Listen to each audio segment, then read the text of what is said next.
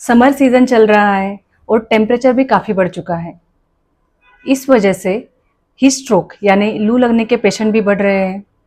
इसलिए बहुत ज़रूरी है कि हीट स्ट्रोक से बचने के लिए अपनी सेहत का ख्याल रखना।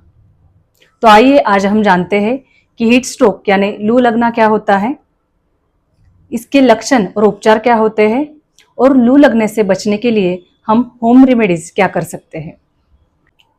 हीट स्ट्रोक को सामान्य भाषा में लू लगना कहते हैं। ये हीट स्ट्रोक तब होता है जब आप लंबी समय तक तेज धूप में रहते हो या कुछ काम करते हो, कुछ भी एक्टिविटी करते हो। कभी कभी खिड़की से आने वाली गर्म हवा से भी हीट स्ट्रोक हो सकता है। हीट स्ट्रोक होने के बाद शरीर अपना टेम्परेचर मेंटेन नहीं कर पाता और बॉडी का टेम्परेचर तेजी से बढ़ता है, पसीना आना बंद होता है और इस वजह से बॉडी का टेम्परेचर कम नहीं होता और बॉडी डिहाइड्रेशन में चली जाती है। अगर सही वक्त पर इसका इलाज ना हो तो पेशेंट अनकॉन्शियस यानी बेहोश भी हो सकता है और उसकी डेथ भी हो सकती है। अब लू लगने के लक्षण क्या हो सकते हैं? सबसे पहला लक्षण होता है तेज बुखार। पेशेंट का टेम्परेचर हाई ग्रेड होता है, पेशेंट को सरदर्द होता है, चक्कर आते हैं, उल्टी मतली होती है, जी मचलाता है, लूज मोशन और स्किन पर रैशेस भी आ सकते हैं। कुछ भी सोचने या समझने की शक्ति नहीं रहती और पेशेंट बेहोश भी हो सकता है। हमारी वीडियो का पर्पस सिर्फ प्रॉब्लम ढूंढना नहीं है, तो इसके सॉल्यूशन फाइंड आउट करना भी है। तो चलिए देखते हैं लू लगने से बचने के लिए हम क्या उपाय कर सकते हैं।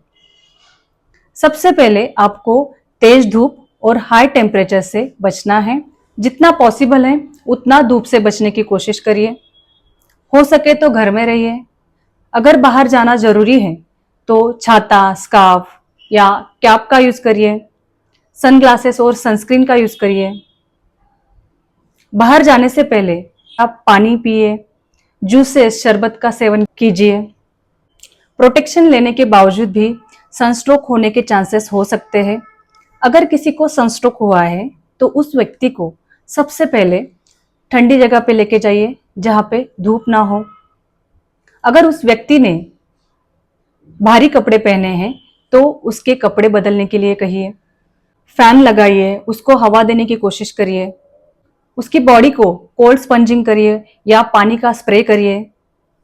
अगर वो व्यक्ति होश में है तो उसे ढेर सारा पानी पिलाइए, नींबू पानी, नारियल पानी या जूसेस भी आप पिला सकते हो और उस पेशेंट को इमीडिएटली हॉस्पिटलाइज करिए, डॉक्टर के पास ले जाइए। अब हम देखेंगे लू लगने से बचने के लिए हम होम रेमेडीज क्या कर सकते हैं। सबसे पहला, प्याज का रस। प्याज के रस को लू के लिए रामबाण इलाज माना जाता है, इसलिए गर्मियों के मौसम में इसे खाने की सलाह दी जाती है। सुबह नाश्ते में या दोपहर लंच में कच्चा ऑनियन खाने से आप लू लगने से बच सकते हैं। लू लगने के बाद प्याज के रस को निकालकर उसे हाथों के तलवे, पैरों के तलवे, कान के पीछे लगाने से टेम्परेचर कम होता है। नंबर 2 पे आता है धनिया और पुदीने का रस। धनिया और पुदीने का रस हमारी बॉडी को कूलिंग इफेक्ट देता है। पुदीना में जो मेंथॉल होता है वो हमारी स्वेटिंग इंड्यूस करता है, मतलब पसीना बाहर निकालता है और इस वजह से बॉडी का टेम्परेचर कम होता है। तीसरी होम रेमेडी है कच्चे आम का पन्ना। कच्चे आम के पन्ने से हमारी बॉडी हाइड्रेटेड रहती है और हमारी बॉडी को कूलिंग इफेक्ट मिलता है। कच्चे आम को बॉईल करके उसका पल्प निकाल के उसमें कुछ स्पाइसेस और पानी ऐड करके आप इसे पी सकते हो और लू लगने से बच सकते हो। चौथी होम रेमेडी है इमली का पन्ना। इमली के पन्ने से हमारी बॉडी को कूलिंग इफेक्ट मिलता है और लू लगने से भी हम बच सकते हैं। दूसरा एक बेनिफिट है वो है वेट लॉस।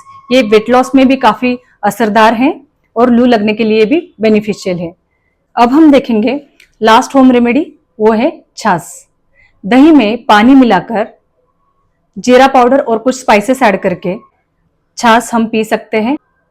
इसकी वजह से हमारी बॉडी का हाइड्रेशन मेंटेन रहता है और हम लू लगने से बच सकते हैं।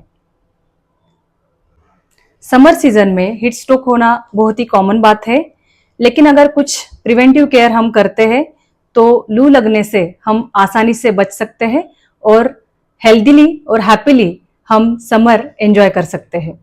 Thank you.